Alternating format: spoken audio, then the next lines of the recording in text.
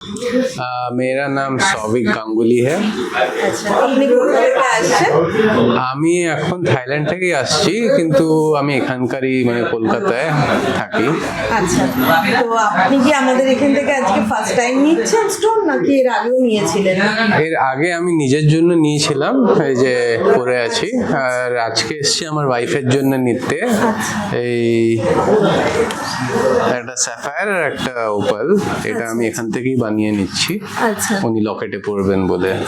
আর আমাদের এখানে আপনার কেমন লাগলো? আমাদের সবার behavior সবাই আর স্টোন এগুলো সব কেমন লাগলো? এখানে অপশনস অনেক আছে।